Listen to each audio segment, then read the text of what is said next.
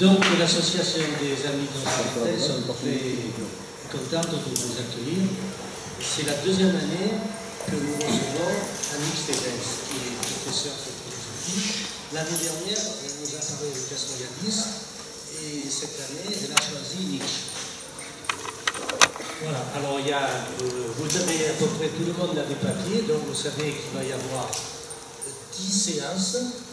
Il y aura peut-être un mercredi où on sautera parce qu'il y a un spectacle dans le théâtre, donc ce jour-là, on ne va pas cumuler qu'il y ait une concordance entre un spectacle et un cours de chelou. Donc je ne vais pas m'étendre longtemps, on va écouter Annick qui va nous parler de ce philosophe. Je crois qu'il a été récupéré, Madame Croisonneau, elle nous dira tout ça. Voilà, à tout de suite.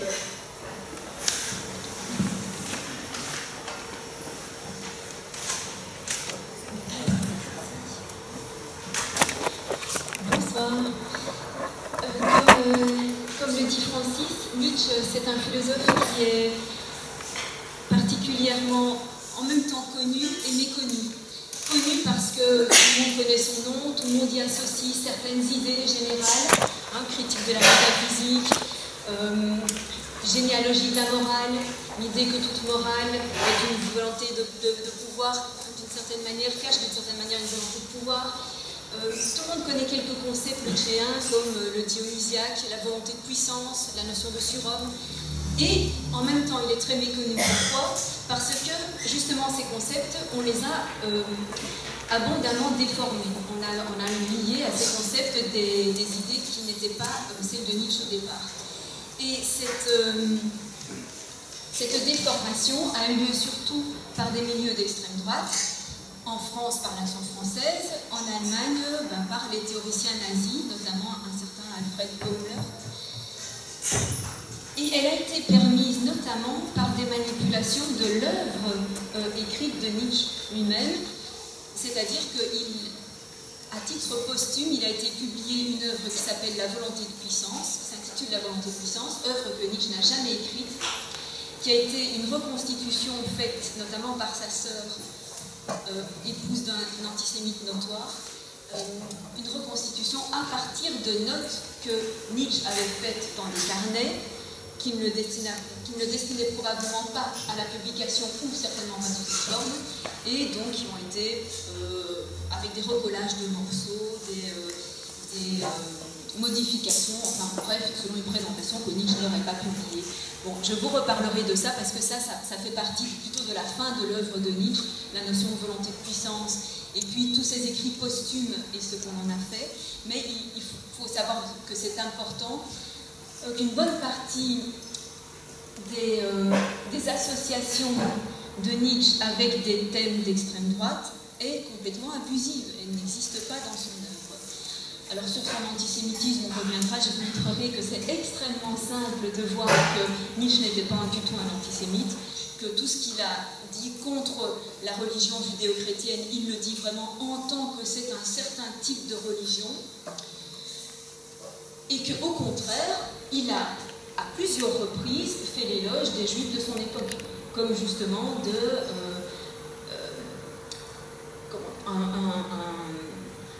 une tradition particulièrement attachée à la culture et qui produisait à son époque les plus grands artistes et les plus grands intellectuels. Il l'a parfaitement reconnu.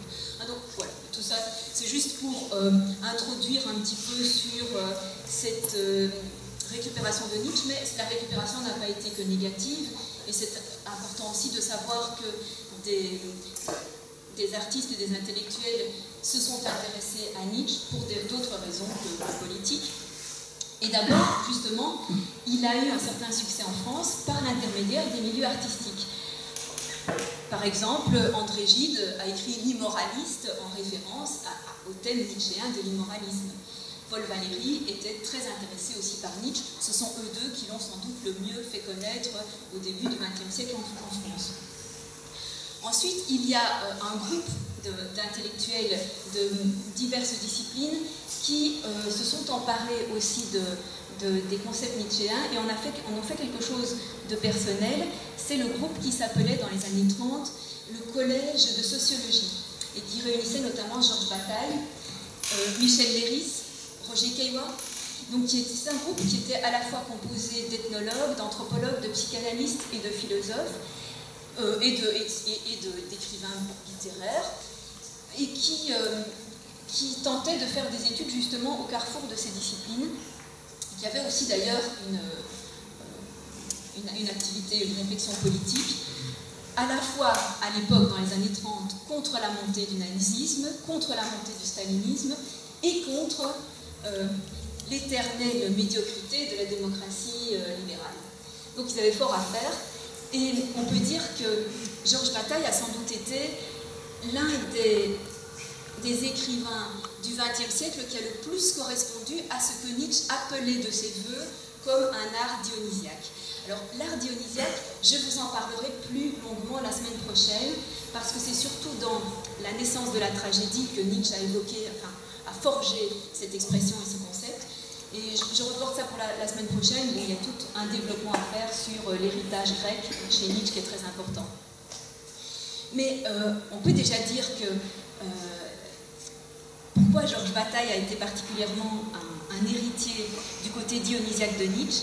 Je vais vous citer un petit extrait d'une œuvre de Bataille où apparaît ce qu'on peut dire vraiment un cocktail dionysiaque, c'est-à-dire, et qui était tout à fait caractéristique de l'œuvre de Bataille, un mélange de refus de tout conformisme et de toute convention sociale, un désir de libérer totalement l'homme de tous ses carcans, de toute la pauvreté, l'appauvrissement qu'oppose le fonctionnalisme, l'utilitarisme social à chaque individu, et alors, ce qui est aussi typiquement propre à Bataille, un mélange d'érotisme, de fascination pour la souffrance et la mort.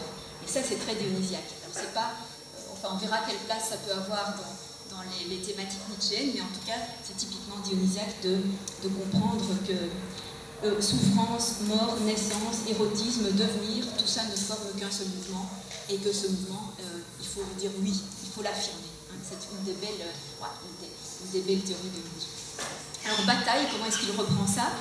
Il dit qu'à propos d'un passage de Zarathustra, d'Ainsi parlait Zarathustra, où Nietzsche parle de sauter au-dessus de soi-même, Bataille ajoute: il faut être un pont, mais jamais un but. Ceci demande une vie arrachée aux normes, avec une puissance étroite, serrée, volontaire, n'acceptant plus à la fin d'être détournée d'un rêve. Hein, donc, arrachée aux normes. Avoir une puissance étroite et serrée, ça veut dire que c'est un effort de volonté difficile. Hein. Il y a toute cette notion d'effort qui revient sans cesse sous la plume nietzschéenne et qui est reprise ici. Et il ajoute, toujours Bataille, que l'homme qui ferait ce saut, cette sorte d'homme différerait de l'homme actuel qui se confond d'habitude avec une fonction, c'est-à-dire une partie seulement du possible humain. Ce serait en un mot l'homme entier, libéré des servitudes qui nous limitent. Voilà en quoi un héritage de Nietzsche tout à fait flagrant a pu être créé, a pu susciter toute une vocation littéraire chez Bataille. Enfin, il y a eu une troisième vague d'intérêt pour Nietzsche au XXe siècle, où il faut parler, parce que là aussi on en a une connaissance très répandue, mais en même temps assez superficielle, c'est la pensée des années 60-70, et cette fois nettement plus chez les philosophes, et plus seulement chez, disons, les écrivains ou les artistes. Les trois philosophes les plus connus qui se sont réclamés de l'héritage de Nietzsche dans les années 60-70, on sait bien qui c'est Deleuze, Foucault, Derrida. Ils sont tous les trois emparés de la pensée nietzschéenne d'une manière très personnelle et très différente entre eux. Deleuze, je vous en parlerai un petit peu plus aussi au moment où on verra les œuvres de la fin de la vie de Nietzsche, parce que c'est surtout sur les concepts de cette période-là que Deleuze s'est concentré, notamment le concept de force. Toute l'œuvre de Deleuze sur Nietzsche tourne autour du concept de force active, réactive, avec y compris leur implication politique. Qu'est-ce que c'est être une force active politiquement ou une force réactive? Donc, je vous en reparlerai un petit peu. Je souligne simplement que L'œuvre de Deleuze, aussi bien à propos de Nietzsche qu'en général, c'est une œuvre philosophique difficile. Contrairement à ce qu'on en entend parfois dire de manière très légère, mais sous forme un peu de slogan ou de vérité facile, presque dogmatique, l'œuvre de Deleuze, elle est vraiment philosophiquement difficile. Et il ne suffit pas de dire qu'il y a une certaine, qu'il remplace la vieille philosophie de la substance par une philosophie des rapports de force. Il ne suffit pas de dire ça de cette manière-là. Il y a tout un fond, et bon, je pourrais peut-être en dire un petit mot à la fin. Alors, Foucault, c'est très différent. Foucault, on sait bien qu'il a repris l'idée de philosophe du soupçon que Nietzsche avait avancé lui-même, que Nietzsche assumait tout à fait. Nietzsche a écrit « On me dit que je suis un philosophe du soupçon et je l'accepte parfaitement. » Parce que c'est lié à sa généalogie de la morale. Toute sa méthode généalogique est une méthode du soupçon. Alors, c'est-à-dire que c'est une investigation de la psychologie de la personne qui tient un certain discours pour comprendre pourquoi elle tient ce discours. Quelles sont ses motivations profondes pour tenir ce discours, et en particulier le discours philosophique. Pour Nietzsche, tout philosophe qui propose un certain système le fait pour une raison qui est avant tout personnelle. C'est-à-dire qu'il a avant tout besoin de ce système. Il a avant tout envie que ce soit vrai, besoin que ce soit vrai. On va voir ça plus en détail quand on abordera justement l'œuvre qui s'appelle Généalogie de la morale. Foucault applique cette expression philosophe du soupçon non seulement à Nietzsche, pour les raisons parfaitement explicites qu'il a avancées, mais aussi à Marx et à Freud. Marx ayant appliqué ce même soupçon, alors non plus cette fois à des motivations d'ordre moral, religieux, de contrôle social, mais pour des raisons d'origine de classe. Donc en fait, le discours que tient quelqu'un est forcément révélateur de son origine de classe. Et à Freud, là évidemment, le discours que tient quelqu'un est forcément révélateur de son inconscient, et en particulier de cette part de l'inconscient qui concerne sa sexualité. Parce qu'il ne suffit pas de dire l'inconscient, hein. À l'époque de Nietzsche, tout le monde parle de l'inconscient. Ce n'est pas du tout un concept inventé par Freud, même qui était pour la première fois vraiment théorisé par Freud, loin de là. Mais donc c'est plus en rapport avec la sexualité. Donc Foucault répand donc de manière très large, je dirais y compris dans le grand public, cette idée qu'on a trois grandes figures de soupçon, et de cette manière-là, il fait un peu plus connaître Nietzsche. Et d'autre part, Foucault, sans aucun doute, s'est inscrit dans la tradition de la généalogie, puisque lui-même aussi développe à son tour, et d'une manière qui lui est propre, une méthode généalogique en essayant de retracer l'origine à la fois historique et psychologique de certains comportements. Notamment, chez Foucault, ce sera le comportement de l'aveu, de la confession, ou ce sera les attitudes ascétiques, l'attitude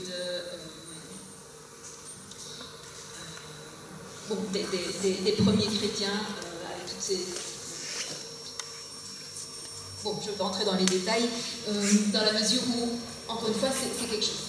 Il le fait d'une manière tout à fait personnelle, et on peut dire en ce sens qu'il est doublement nietzschéen, puisque Nietzsche n'aurait jamais voulu qu'on l'imite. Il n'aurait jamais voulu, il disait qu'il ne voulait absolument pas de disciples, que la philosophie ne pouvait pas être une répétition, ni même un prolongement de ce qu'avait dit quelqu'un d'autre, que la philosophie c'est une création. Et que donc être nietzschéen, c'est évidemment dire tout autre chose que ce que dit Nietzsche. C'est évidemment intéressant. Et enfin, Derrida est sans doute celui qui est le plus éloigné de la source originale, parce qu'il s'est surtout intéressé chez Nietzsche au style, au travail sur le style. Et de fait, Nietzsche a aussi cet aspect-là, c'est-à-dire le fait d'avoir développé des expressions diverses de la pensée philosophique. Et il y a un ouvrage de Derrida qui s'appelle « Éperons les styles de Nietzsche », qui en fait part effectivement de l'importance du style dans l'expression d'une pensée, mais en même temps s'éloigne très très vite de Nietzsche et part sur des considérations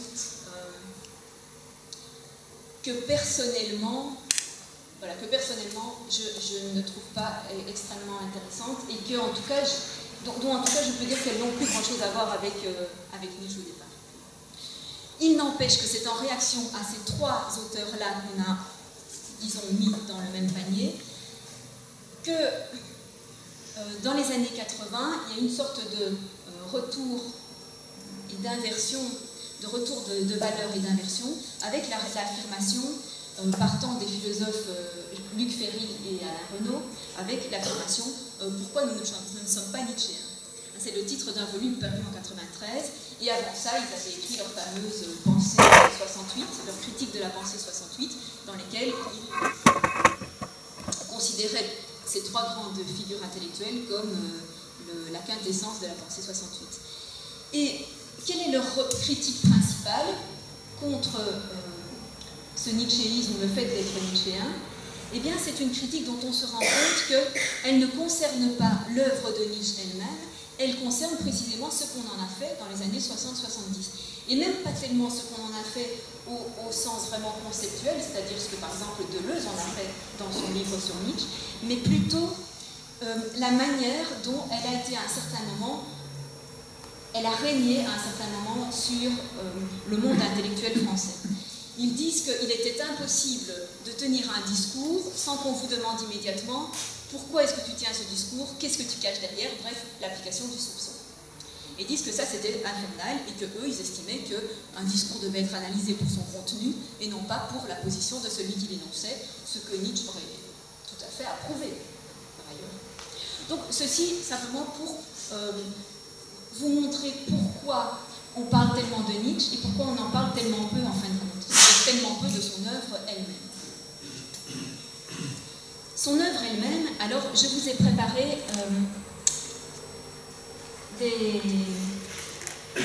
un papier reprenant, je vais vous demander de le faire passer, donc il y a une feuille recto verso, je vais vous demander de faire passer ça. Cette feuille est simplement un aide-mémoire dans laquelle vous trouverez, je vais la passer derrière.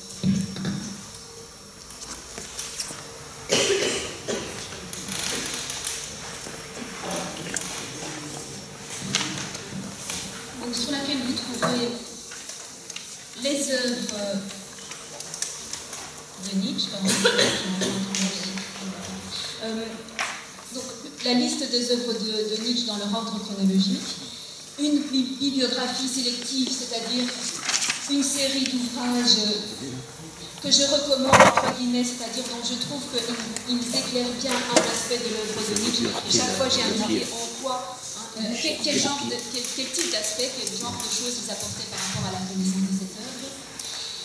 Quelques repères biographiques, donc quelques repères dans la vie de Nietzsche qui sont importants pour comprendre l'évolution de son œuvre. Et quelques éditions, je vous signale quelques éditions en français, donc en traduction française, où on peut trouver Nietzsche. Alors chaque fois que je vais me référer à Nietzsche, j'utiliserai la collection Lafon. Alors j'ai oublié de prendre le livre avec moi aujourd'hui. Bon. La collection Lafon, donc dont vous avez les coordonnées, les références sur ce papier. Alors, est-ce que je pourrais en avoir un? Merci. Je vais rapidement parcourir avec vous la chronologie de ces œuvres, parce que ça me permettra de vous annoncer en quelque sorte le programme des séances suivantes en même temps. Donc rapidement, ces premières œuvres qu'il écrit quand il a 25 ans à peu près, elles n'ont pas été tout de suite publiées. Elles ont été publiées seulement lors de l'édition de son œuvre complète posthume, à titre posthume, mais en fait, elles préparent et elles sont reprises en grande partie par La naissance de la tragédie. Donc sa première œuvre publiée par lui, c'est La naissance de la tragédie, en 1872, et il récupère une bonne partie du matériel qu'il avait fait à titre de conférences ou de petites brochures précédemment. Je vous en parle la semaine prochaine, comme je vous l'ai dit. Ensuite, il publie en 4 fois des considérations inactuelles. Il y a 4 considérations séparées, donc de 73 à 76. Et ça, je vous en parlerai aujourd'hui. C'est là-dessus que je vais me concentrer aujourd'hui. Et puis, on passe à ce qu'on a appelé, à juste titre, je pense, la deuxième partie de son œuvre. Il y a vraiment à ce moment-là une non pas une rupture, parce qu'il y a une continuité parfaite dans le type de pensée et le type de problématique abordée, mais il y a quelque chose une influence nouvelle, un ressort nouveau, un intérêt nouveau qui se fait jour dans la pensée de Nietzsche, et commence à ce qu'il appelle lui-même d'ailleurs une nouvelle période, avec Humain trop humain, une période qui est particulièrement marquée par le rationalisme. Nietzsche redécouvre les Lumières, et ce sont les philosophes des Lumières qui l'intéressent le plus, avec vraiment une revendication de la raison. Alors on va voir comment, parce que d'un autre côté, on a souvent cette idée, disons, qui s'est un peu diffusée généralement, que Nietzsche est plutôt quelqu'un qui refuse la raison. Eh bien, pas du tout. Et ça ne le quittera pas, même si progressivement il y insiste moins, même si c'est à ce moment-là qu'il insiste le plus, mais on verra aussi ce qu'il appelle un usage de la raison. C'est évidemment pas une raison étroite, limitée à une logique étriquée, on s'entend. De cette même période donc, date un deuxième volume du Humain trop humain, qui s'appelle Opinions et sentences mêlées, et puis Le voyageur et son ombre. Il y a aussi Aurore, et on peut dire que Le gai savoir est une nouvelle transition vers la troisième partie de son œuvre, une nouvelle transition parce que il y a à nouveau un type de création nouveau qui n'existait pas précédemment, et c'est surtout l'introduction de ces concepts les plus connus, tels que l'éternel retour, le surhomme, qui culmine, à mon sens, avec son ouvrage le plus abouti, qui est Ainsi parlait Zarathustra. Ouvrage le plus abouti parce que non seulement c'est un condensé de toutes les thématiques qu'il a abordées dans sa vie, et parce qu'il le présente d'une manière littéraire, d'une beauté et d'un accomplissement absolument extraordinaire. C'est une œuvre splendide, à tous les points de vue. Bon, après ça, vous avez encore quelques titres qui se concentrent sur les dernières années de sa vie, qui ne proposent pas de thématiques nouvelles, mais apportent de nouvelles argumentations sur des thématiques déjà abordées. Et finalement, il y a un peu le mystère de sa folie finale, dont je vous dis quand même deux mots. Nietzsche, à la fin de l'année 88, le dernier trimestre de l'année 88 est une période très fructueuse pour lui. Il écrit énormément, vous voyez qu'il y a 4 œuvres qui paraissent cette année-là, et il écrit notamment Ecce Homo, qui est une autobiographie. Donc il retrace par là ce qu'il est devenu, et il explique comment il est devenu ce qu'il est devenu. Et il l'explique d'une manière, à première vue, incroyablement prétentieuse. On se demande si c'est du second degré, si c'est ironique, si c'est... Tellement c'est... je vous donne quelques exemples de titres de chapitres. C'est pourquoi j'ai écrit de si bons livres, pourquoi je suis un destin, donc je pense qu'il est le destin de l'Europe, etc. Qu'est-ce qui se passe? Alors, dans cette autobiographie, on sait qu'il a enjolivé certains détails, notamment dans son origine généalogique, dans ses origines familiales.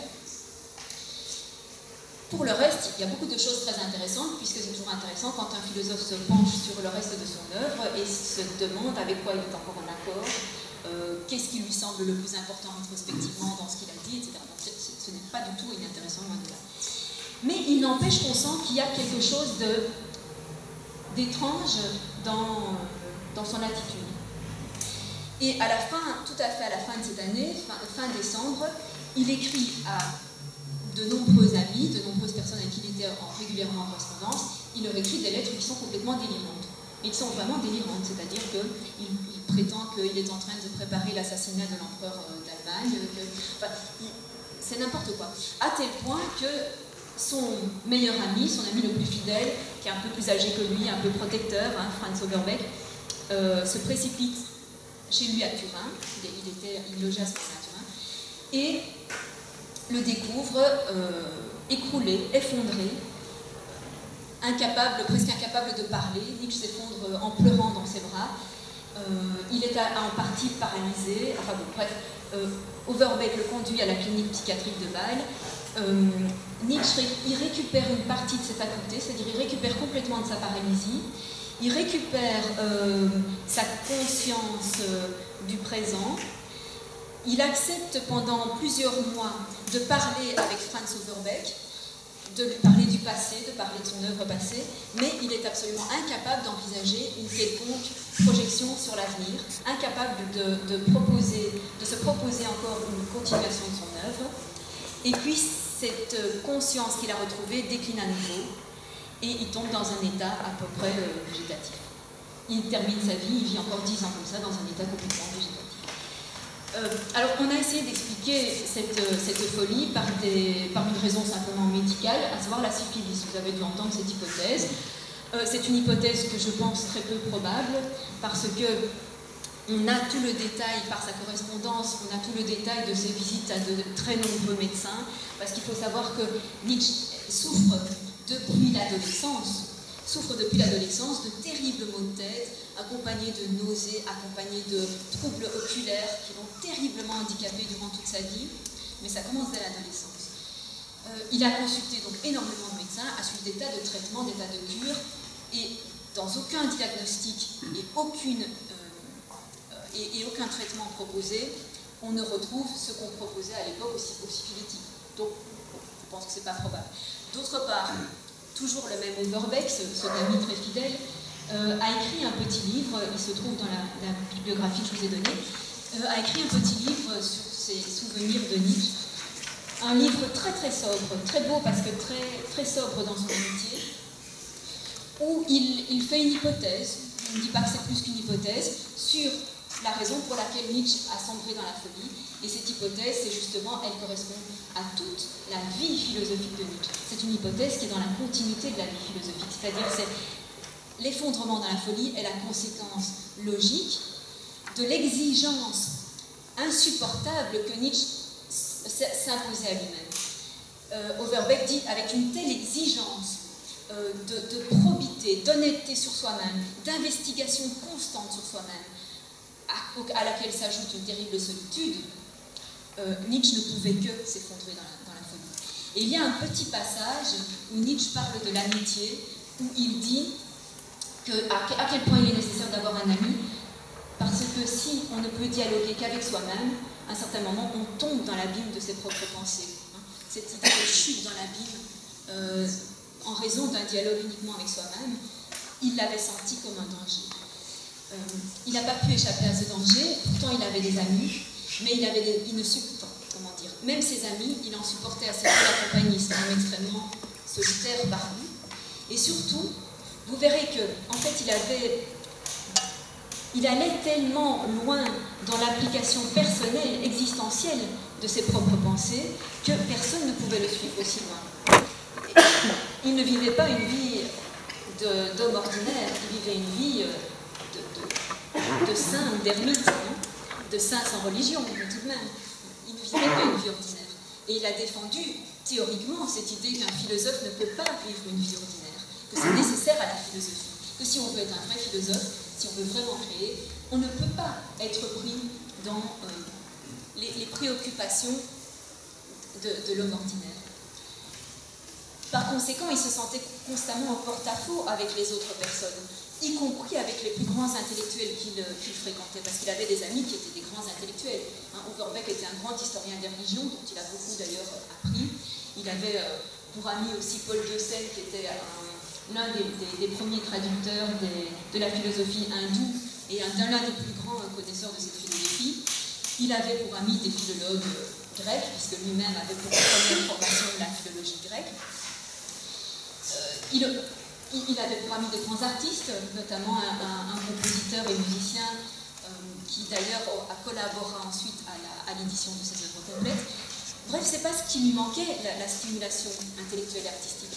Mais personne ne le suivait jusqu'au bout. Et cette solitude dans une exigence poussée à l'extrême, il est normal, d'une certaine manière, qu'elle côtoie la folie. Donc voilà pour l'hypothèse peut-être de la fin de la vie de Nietzsche. Juste pour peut-être les quelques jalons importants de sa vie qu'il faut signaler.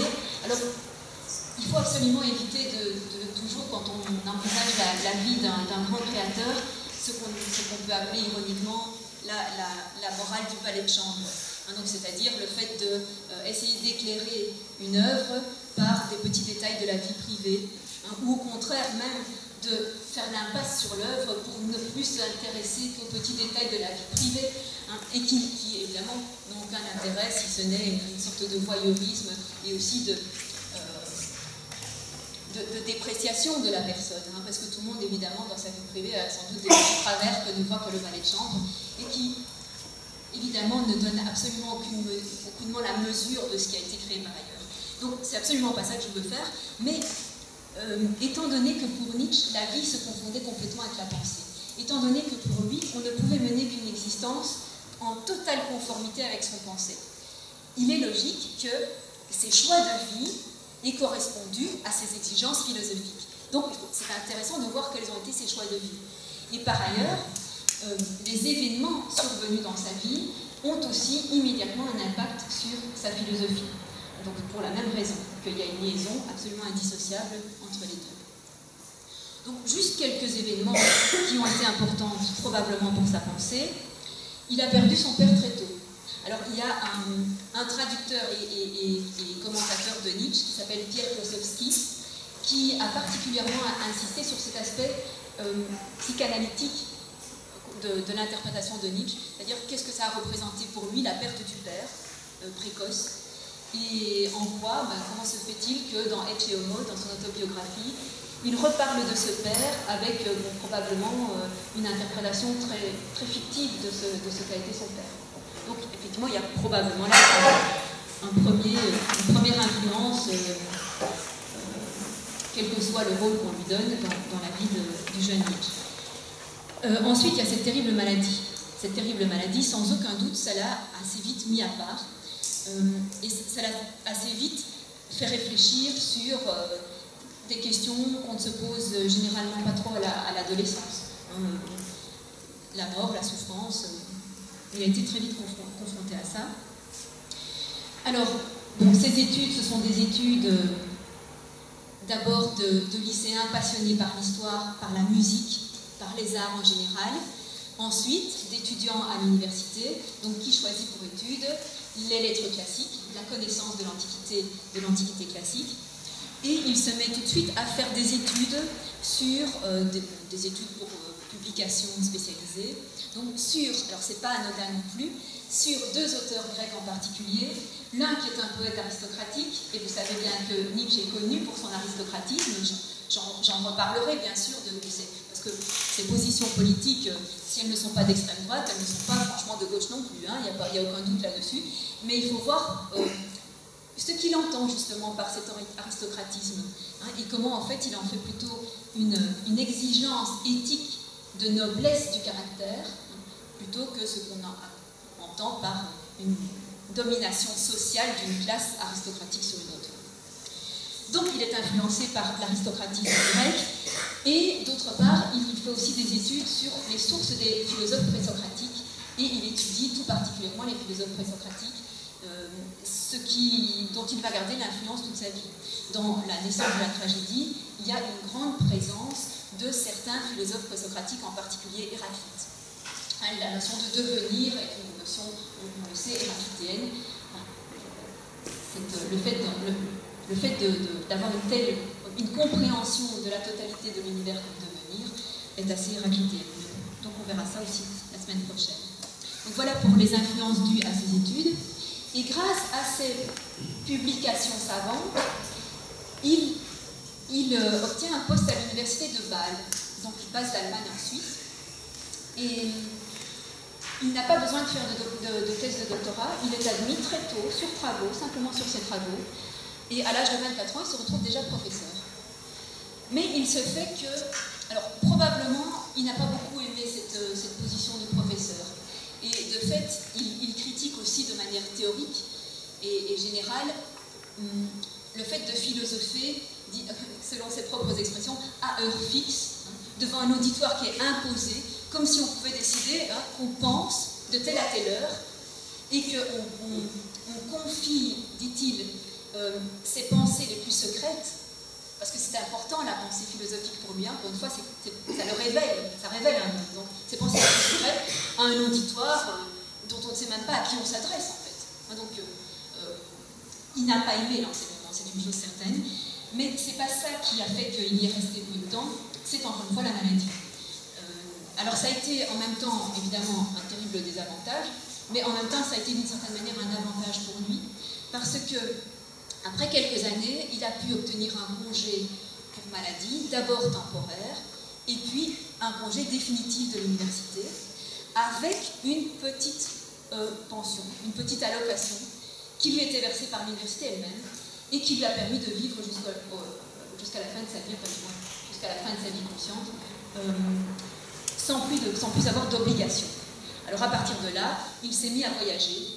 Très vite, il a détesté l'Allemagne. Il n'y retournait que vraiment par obligation pour aller voir sa mère, mais il détestait l'Allemagne, il détestait la culture et l'esprit allemand. Il voyageait entre la Suisse et l'Italie, et parfois un petit peu la Côte d'Azur. La Suisse en été, alors vous savez peut-être qu'il avait une conception, encore une fois, de l'influence très importante du lieu dans lequel on se trouvait sur les capacités de pensée. Il estimait que, voilà, il faisait vraiment une comparaison entre la pensée élevée et le fait de se trouver dans les montagnes les plus hautes de Suisse. Il sentait vraiment là que sa pensée prenait toute son ampleur, tout son envol, toute sa grandeur. Bon, l'hiver, par contre, il redescendait de Suisse et il allait s'établir dans le nord de l'Italie, sur le bord de la Méditerranée. Voilà. Mais manifestement, il y a eu aussi de belles inspirations, donc il y a aussi de très belles pages sur la mer, sur l'influence de la mer et de la mer. Donc voilà comment il passe sa vie. Et alors, un événement important de sa vie se situe en 1882. 1882, il avait déjà rencontré, depuis quelques années, il fréquentait un médecin qui s'appelle Paul Rée, mais qui n'exerçait pas la médecine, parce que c'était quelqu'un qui vivait de ses rentes, et qui s'était spécialisé dans la psychologie des sentiments moraux. Et quelqu'un qui essayait de chercher l'origine des sentiments moraux, qui a d'ailleurs publié des ouvrages sur ce thème. Et ça fait partie d'ailleurs du tournant vers la deuxième période de Nietzsche, la rencontre de cette thématique-là, hein, chercher l'origine des sentiments moraux. D'où vient la morale? Comment se fait-il? D'où vient, par exemple, l'attitude égoïste ou altruiste? Est-ce que ça vient de la nature? Est-ce que ça vient de... comment ça nous est venu? C'est une étude qui implique à la fois une recherche historique, c'est-à-dire essayer de voir chez les différentes civilisations qui se sont succédées l'importance qu'on donnait à telle ou telle attitude morale, et en même temps tout un aspect psychologique, c'est-à-dire pourquoi l'être humain a besoin de ça. Pourquoi il a besoin toujours d'instituer des morales contraignantes, des religions ascétiques. Ça a été une des grandes recherches constantes pendant toute sa vie. Donc cette recherche, elle est stimulée en grande partie par la rencontre de ce Paul Rée. Et en 1882, c'est par Paul Rée que Nietzsche rencontre Lou Salomé. Lou Salomé, qui est une jeune fille russe, qui voyage avec sa mère, comme beaucoup de Russes faisaient, voyager dans les villes européennes, soit dans les capitales, soit dans les villes d'eau, où on rencontrait le monde, où on rencontrait le grand monde, le monde qui s'intéressait aux arts, aux questions de l'esprit, voilà, à toutes les choses de l'esprit. Et Nietzsche est fasciné par cette jeune fille, tout de suite il est fasciné par cette jeune fille, parce qu'elle n'a rien à voir avec les jeunes filles contemporaines, elle n'a rien à voir avec la culture que l'on donne aux jeunes filles, avec l'éducation qu'on donnait aux jeunes filles à cette époque. C'est une jeune fille complètement non conventionnelle, qui a la même fascination que lui pour les sciences, pour la psychologie, pour la recherche généalogique de la morale. Bref, c'est une jeune fille qui ne demande qu'à poursuivre les mêmes recherches avec Nietzsche et avec Paul Rée. Et donc, ils décident de former un trio qui va se lancer dans la recherche scientifique, ils le disent eux-mêmes, ils appellent ça une recherche scientifique et psychologique de la morale, de la religion, de toutes les attitudes, de tous les comportements, de toutes les institutions sociales. L'été 82 se passe donc sur cette extraordinaire exaltation de tous les trois. Ils ont le projet d'aller vivre ensemble à Paris, parce qu'à Paris, ils veulent suivre des cours de sciences, ils veulent en savoir plus. Bon, ils sont très naturalistes à cette époque, très physiologistes. Et puis, il se passe quelque chose, une bruit extrêmement rapide dans ce trio, dû très probablement en grande partie par l'entourage de Nietzsche, en particulier par sa sœur qui commence à lancer son venin parce qu'elle déteste cette Lou, et qui joue un rôle vraiment de zizanie dans le trio. Alors, il faut voir aussi une influence, en fait, d'un entourage beaucoup plus large, c'est-à-dire que tous leurs amis, tous les amis qu'ils fréquentaient, c'est encore... on est dans une époque où c'est dans les salons des nobles qu'on se rencontre encore. Hein. Donc, tous ces amis-là désapprouvent leur projet pour des raisons de mœurs. Ils sont choqués, comme si c'était quelque chose qui allait tourner à la vie communautaire. Enfin bon. Ce qui franchement, n'était pas du tout leur intention, malgré le fait que Nietzsche a demandé plusieurs fois Lou en mariage et qu'elle a toujours refusé. Mais c'est une jeune fille qui refusait absolument le mariage. Ça faisait partie de son anticonformisme. Elle n'avait absolument pas envie de se lier, de se livrer pieds et poings liés à la domination d'un mari. Et donc il n'était pas du tout dans cette perspective-là. Bref, la brouille est totale, ils ne se reverront plus, alors que c'est largement basé sur des malentendus. Et Nietzsche retourne à une solitude évidemment d'autant plus grave, d'autant plus pesante, qu'il a eu l'espoir d'autre chose. Il a eu l'espoir d'une amitié non seulement affective, mais philosophique, d'une amitié, d'une affinité de pensée poussée à un degré très très élevé. Et voilà que tout s'écroule. Il retourne dans une solitude terrible, et c'est là qu'il écrit Zarathustra. Voilà, c'est pas pour rien. Un Zarathustra qui retourne meurtri dans sa montagne, enfin toute cette magnifique thématique littéraire vient évidemment de cet épisode à la fois exaltant et extrêmement douloureux. Bon, j'arrête là sur les épisodes de la vie de Nietzsche. Ben, le reste on l'a vu, hein, à partir de là les années qui lui restent, il écrit beaucoup, il correspond un peu avec ses amis mais les voit peu, et on sait comment il termine sa vie. Je vais peut-être aujourd'hui vous parler un tout petit peu plus qu'une heure, puisque c'est la première séance, que j'ai fait une longue introduction et qu'on n'a peut-être pas encore énormément de matière à discuter. Donc je vais peut-être, mais vous m'arrêterez quand vous en avez assez.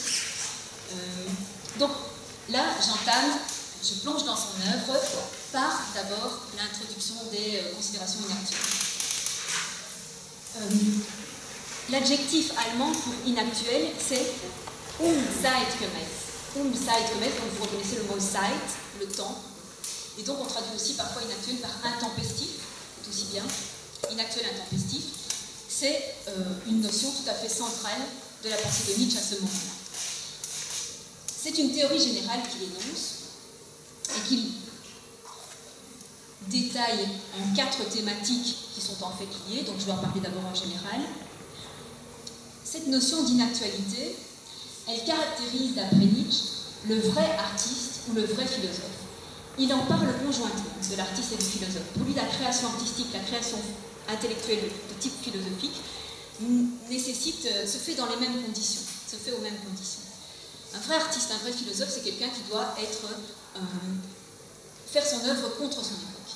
Il ne peut pas être de son temps. En aucun cas, il ne peut refléter son temps, son époque. Bien sûr, il hérite d'une culture, et c'est très important. Nietzsche n'est pas quelqu'un qui refuse la culture, qui prône l'ignorance. Jamais de la vie, Nietzsche ne prône l'ignorance. Au contraire, Nietzsche pense qu'il faut avoir une éducation extrêmement poussée, un enseignement de toutes choses, mais un enseignement qui ne se contente pas d'être de l'érudition. Alors, à son époque, il peut critiquer l'érudition. À notre époque, c'est plus difficile, puisque l'ère du temps est justement, c'est retourné. On en est, pour ainsi dire, à un éloge de l'ignorance. Donc attention, il y a des choses qui ont tout de même changé. Si on veut être Nietzsche à notre époque, c'est pas l'érudition qu'il faut critiquer, c'est l'ignorance. Donc Nietzsche pense que la culture est extrêmement importante, que c'est formidable qu'on puisse traverser des millénaires en quelques années d'apprentissage, et qu'on ne soit pas obligé de recommencer chaque fois toute l'histoire de l'humanité. Mais il pense que par rapport à cette culture, si on veut être un créateur, eh bien, on doit faire une certaine rupture. On doit s'y opposer. Alors, on doit s'y opposer de manière différente en fonction de la médiocrité de la culture du moment. Plus la culture est jugée médiocre, évidemment, plus il faut rompre avec elle. Or, à son époque, Nietzsche estime que toutes les civilisations du globe sont entrées dans une terrible décadence. Le thème de la décadence est un thème qui le poursuit aussi jusqu'à la fin de sa vie. D'ailleurs, il n'est pas le seul à le dire. C'est quand même aussi l'époque de Baudelaire, c'est l'époque de la décadence revendiquée par pas mal d'artistes. Mais lui, il déplore cette décadence de la civilisation. Il lui oppose systématiquement la jeune civilisation grecque, donc la civilisation grecque dans ses débuts, dans son extraordinaire éclosion, dans tous les domaines de la création artistique et intellectuelle. Il déplore évidemment qu'on ne puisse plus, qu'on soit dans une époque vieillie, qu'on ne puisse plus avoir la même créativité. Mais ce qui est inéluctable, parce que simplement l'histoire a avancé, on doit l'accepter. On doit accepter qu'on vient après des millénaires de culture et qu'il est de plus en plus difficile de faire du nouveau. Ça, c'est pas ça qu'il déplore. Ce qu'il déplore, c'est le contentement de soi que peut avoir une époque, l'illusion dans laquelle elle vit qu'elle est encore une époque créatrice, alors même qu'elle n'a plus aucun style, plus aucune créativité propre, qu'elle ne fait plus que de l'éclectisme, qu'elle ne fait plus qu'aller chercher ailleurs tout ce qu'elle revendique comme culture. Il dit que c'est un modernisme bariolé, un bariolé. On va chercher toutes sortes de couleurs ailleurs, dans des civilisations passées ou d'autres continents. Donc effectivement, c'est une époque où on a une extraordinaire curiosité pour toutes les autres civilisations. C'est une époque où l'archéologie fait des découvertes magnifiques, où on s'ouvre sur toutes les civilisations du passé, où on déchiffre des tas de langues anciennes. C'est une époque de grande curiosité. Mais cette curiosité n'est pas de la création. Or, elle s'illusionne en pensant qu'elle l'est. Et Nietzsche crée une expression pour désigner le type de personne qui se croit cultivée, qui est contente de cette culture. Il l'appelle le philistin cultivé. Philistin, alors ça fait référence à, dans la Bible, une population adversaire des Hébreux, mais ce n'est pas dans ce sens-là qu'il l'entend. C'était devenu à l'époque un terme péjoratif assez répandu pour désigner des gens qui ne s'intéressent qu'à des choses bassement matérielles, qui n'ont aucun goût pour les choses de l'esprit, qui ne s'intéressent qu'à ce qui est utilitaire, qui ne voient que leur avantage immédiat et matériel. Donc ça, c'est le philistin. Alors évidemment, il y a une sorte de contradiction à lui adjoindre l'adjectif cultivé, puisqu'il est censé justement ne s'occuper que des choses bassement utilitaires et matérielles. Alors pourquoi cultiver? Eh bien justement parce que la culture est devenue quelque chose d'utilitaire. La culture est devenue un moyen de promotion sociale. Il faut montrer qu'on est cultivé, en tout cas qu'on connaît certaines choses qui sont valorisées socialement. Il faut se montrer au spectacle, il faut montrer qu'on est au courant de tout ce qui se fait, il faut montrer qu'on connaît tel et tel. Donc c'est une culture mondaine. Il dénonce cette culture mondaine qui domine son époque. Donc, un vrai artiste, un vrai philosophe ne se retrouve évidemment pas là-dedans. Il déteste tout conformisme, il déteste répéter, il déteste imiter. Il veut trouver sa propre voie. Et Nietzsche, notamment dans la troisième inactuelle, celle qui s'appelle Schopenhauer éducateur, Nietzsche dit à la fois ce que doit être un bon éducateur, un vrai éducateur, et il dit à la fois ce qu'il doit à Schopenhauer. Donc je vais détailler ces deux questions-là. Qu'est-ce qu'un bon éducateur pour Nietzsche, contrairement donc à tout cet enseignement érudit, et seulement érudit, qui était très répandu, et d'ailleurs de manière très démocratique déjà, dans l'Allemagne de Bismarck, à son époque. Un vrai éducateur, dit Nietzsche, c'est justement quelqu'un qui ne cherche pas à donner la même chose à tout le monde, qui ne cherche pas à uniformiser les connaissances et les apprentissages de tout le monde en déversant à tout le monde la même matière. Un vrai éducateur, c'est quelqu'un qui révèle chacun à son niveau, c'est-à-dire par lequel chacun comprend ce qu'il est, comprend ce à quoi il veut tendre, comprend ce qu'il veut devenir. Et Nietzsche a cette expression que vous connaissez peut-être, je pense qu'elle est devenue assez connue, assez célèbre, c'est « deviens ce que tu es ». L'impératif « deviens ce que tu es ». Cet impératif ne veut pas du tout dire que les jeux seraient déjà faits à la naissance, qu'on n'aurait plus qu'à développer quelque chose qui est déjà depuis toujours présent en nous, qu'on aurait une sorte d'essence éternelle ou de destin qu'on n'aurait plus qu'à effectuer, mais qui serait déjà immuablement là déterminé. C'est pas du tout ça. Ce qu'il faut devenir, et donc ce qu'on est vraiment, dit Nietzsche, ce n'est pas ce qu'on est déjà, c'est ce qu'on veut être. Elle dit voilà ce qui définit quelqu'un, ce qui est sa véritable essence, son essence, ce qu'il est vraiment, au-delà de toutes les illusions, de toutes les apparences, de toutes les façades. ce que chacun est vraiment, c'est ce qu'il veut être, c'est ce à quoi il aspire. Et ce à quoi il aspire, dit Nietzsche, de plus élevé. Ce que tu es vraiment, dit-il, c'est ton aspiration la plus haute. Et le vrai éducateur, il doit révéler à chacun son ambition la plus haute, son ambition la plus exigeante, la plus élevée. Et il doit aider chacun à mettre tout en œuvre pour l'atteindre. Donc chacun doit prendre conscience dans sa jeunesse de ce qu'il veut vraiment, mais de la manière la plus exigeante possible, et puis mettre tout en œuvre pour y arriver. Donc on voit déjà une éthique de la construction de soi, bien sûr, et une éthique de l'effort et de la volonté pour se construire comme le plus grand, le meilleur possible. Or, l'époque n'est pas du tout à ça. L'époque de Nietzsche est au nivellement. Alors, pas seulement pour ces raisons de l'apprentissage généralisé, uniformisant, parce que le milieu scolaire est tel qu'on doit bien donner la même chose à tout le monde. C'est pas seulement pour cette raison-là, qui serait une raison objective, c'est aussi pour la raison que cette époque n'aime pas que quelqu'un excelle, que quelqu'un soit différent. Hein, cette époque n'aime pas les grands hommes, n'aime pas les génies. Contrairement à d'autres époques qui ont pu exalter les génies, par exemple l'époque romantique, hein, peut-être même d'une manière excessive.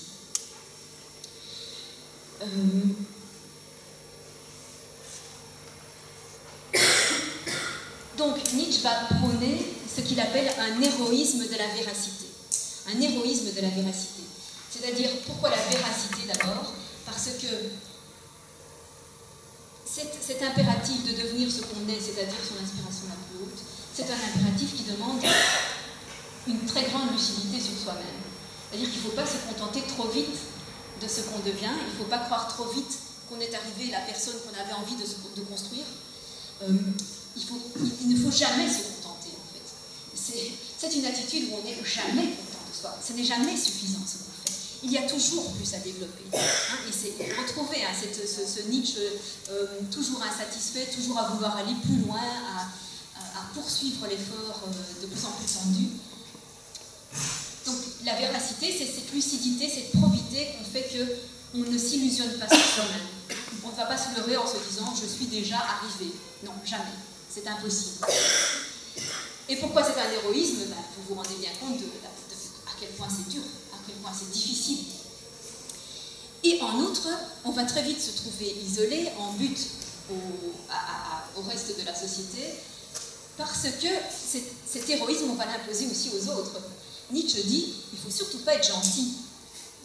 Alors ça, c'est tout à fait contraire, évidemment, aussi à la bonne volonté de l'époque, hein, à cette espèce d'humanisme altruiste qui régnait à l'époque. Non, il ne faut pas être gentil, parce que la gentillesse, c'est quoi?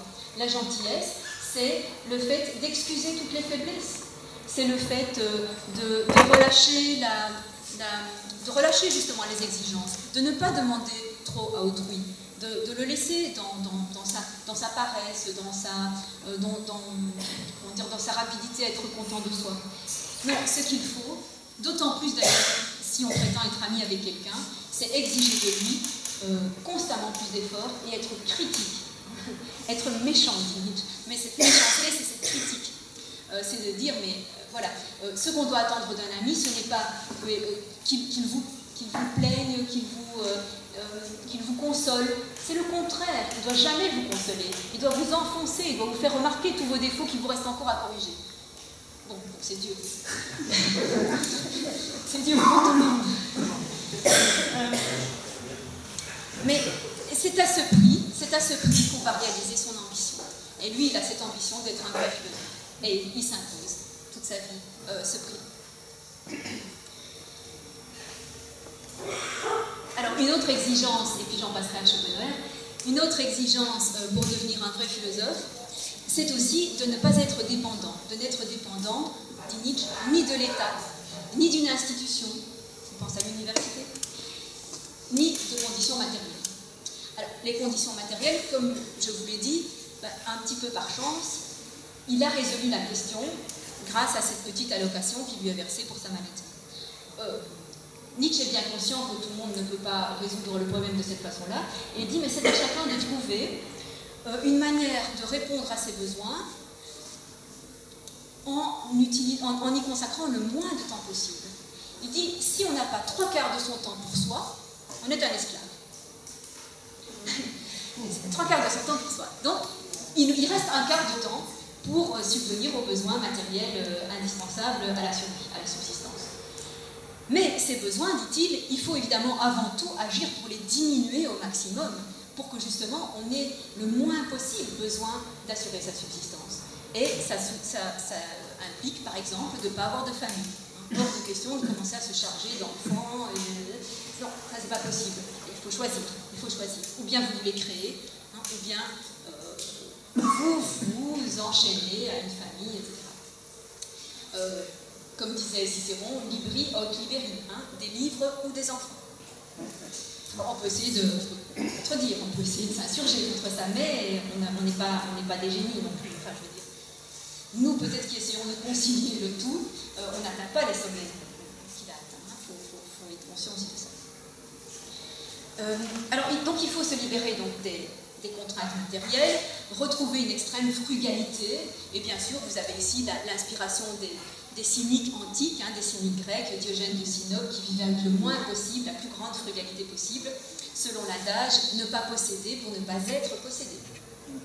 Dès qu'on possède, on est possédé par la crainte de perdre, par le... Alors, à côté de ça, ne pas être dépendant d'une institution universitaire ni de l'État. Et les deux sont d'ailleurs liés pour Nietzsche, parce que il faut dire qu'en Allemagne, les universités ont été très tôt des universités d'État, des universités publiques, donc les professeurs payés comme fonctionnaires.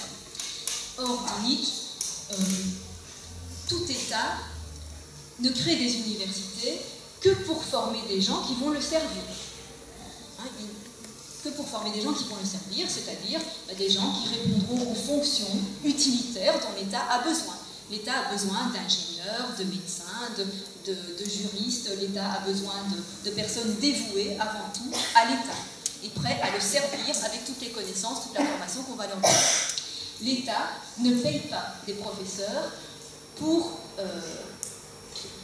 former des personnes qui seront indépendantes et critiques. Bon. Je laisse faire les conclusions sur ce qui a changé, ce qui n'a pas changé. Donc le philosophe qui veut être libre, qui veut vraiment créer librement, ne peut pas être entretenu par ce système, parce que nécessairement le système va lui demander des concessions, il va lui demander des contreparties.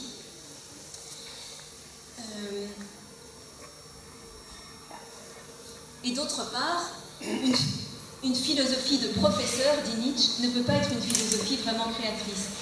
Une philosophie de professeur, c'est une philosophie qui va s'arrêter au seuil de la vraie philosophie. C'est-à-dire, elle pourra être préparatrice à une vraie pensée. Ce sera une philosophie historique d'abord. On commence par, évidemment, apprendre toute une série de systèmes philosophiques qui ont précédé avant de soi-même créer. Donc, ce sera une philosophie historique. Une philosophie, selon Nietzsche, qui va devenir très vite sceptique. Pourquoi très vite sceptique? Parce que qu'est-ce qu'on enseigne? En fait, on juxtapose toute une série de conceptions philosophiques différentes. On vous dit, voilà ce qu'un tel a pensé, un tel, on aligne comme ça des noms, quelques concepts attachés à chaque nom. Voilà, ça c'est l'enseignement historique de la philosophie. Et puis, par cette comparaison de toute une série de systèmes qui se contredisent les uns les autres et qui se critiquent les uns les autres, on aboutit à quoi? Une espèce de découragement, pour celui qui entend ça et qui se dit, mais on peut dire tellement de choses différentes, tout ont des arguments pour, des arguments contre. Finalement, est-ce que ça vaut la peine de chercher à les différencier? Est-ce que ça vaut la peine de chercher lequel est le plus valable à notre sens? On va vers la même chose que dans l'érudition en histoire ou dans l'érudition dans une autre discipline, on va vers une sorte de tout se vaut. On ne peut pas décider. L'érudition tue la pensée. Vraiment, c'est ce qu'il pense. L'érudition tue la pensée. Donc il ne faut pas se contenter d'être professeur d'université, parce que malheureusement, cette discipline-là, cet exercice-là, empêche de poursuivre la pensée. Donc voilà comment le philosophe doit en plus être indépendant. Et je vous fais remarquer donc, que Nietzsche a réussi à se rendre totalement indépendant. Il a réussi à répondre effectivement dans sa propre vie à l'ensemble de ses exigences. En partie un peu à son corps défendant, mais n'empêche. Alors maintenant, sur l'influence de Schopenhauer. Pourquoi est-ce que Schopenhauer a été un bon éducateur?